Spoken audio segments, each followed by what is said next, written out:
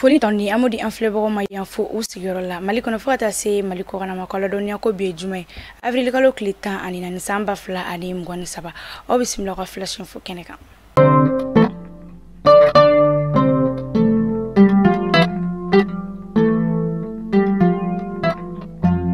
Kunnafoni daminɛ Nations Unies secrétaire ka rapport kɔnɔna minnu tun bɛ a kɔnɔ. Nations Unies secrétaire général ka rapport kɔnɔna a ye kuma kɛnɛ jamani ta ka ɲɛsin Mali jamana ma. Nka a yɛrɛ la k'a fɔ ko Mali armée kɔni ye baara caman kɛ wa ko attaque ale ni mɔgɔ minnu tun bɛ ka kɛ caman de bɔra o la an bɛ waati min na i ko sisan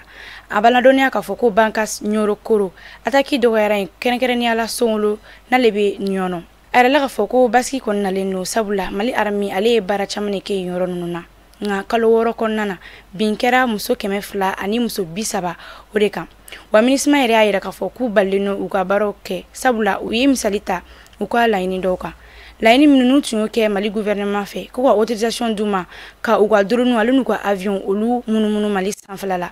u kun ye autorisation 1000 ani 230 de kɛ nka Mali gouvernement y'u jɛ autorisation 300 ɲɔgɔn de la o kɔni kɛlen Mali ka lasigiden min Nations Unies kɔnɔna na n'ale tɔgɔ ko Isa Konfu a ka kuma kɔnɔna na a y'a ladɔniya k'a fɔ ko Mali ka laɲini tɛ ka MINUSMA ale bali a ka baaraw la a ka laseli kɔnɔna na a y'a yɛrɛ k'a fɔ tun ko MINUSMA ka kuma ninnu ni ye a ta ka lajɛ kɛ minnu sara la ko autorisation minnu dira u ma ko ye autorisation 75 hakɛ de ye wa ko Mali ye jamana min bɛ kɛlɛ kɔnɔna na wa jamana min ka pankuru fana bɛ ka kɛlɛ kɛ a ye o de la ko ni yamaruya di jamana wɛrɛ ma ko a ka pankuru olu labaara ko bɛ se ka na ni gɛlɛya caman ye ka ɲɛsin bɛɛ lajɛlen ma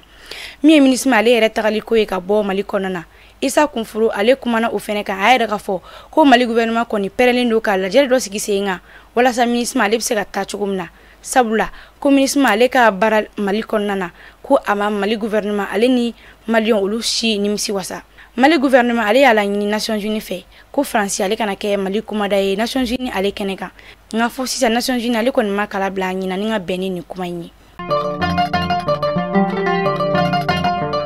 Kunnafoni wɛrɛ nasira la Mali énergie ale ye miliyari 45 o juru sɔrɔ sefa wari la ka bɔ BOAD n'o ye Banque africaine de développement ye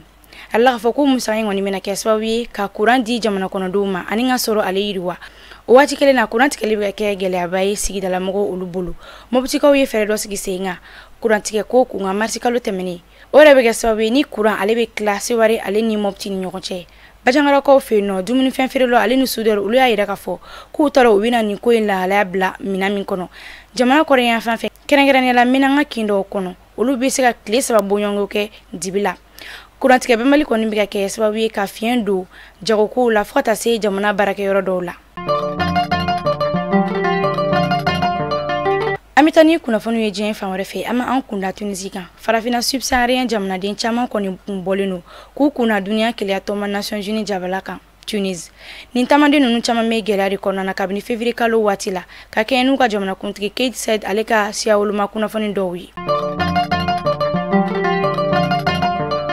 Amita Congo RDC duniya kelenya tɔma Nations Unies ka bolofara min sigilen don denmisɛnw olu ka hakɛ kama UNICEF ko marsi kalo laban waati la ko denmisɛn sifin mɔgɔ 750 ani 50 de bɛ yen nɔ minnu ka kalan olu kɔni binnen don gɛlɛyaw kɔnɔna na.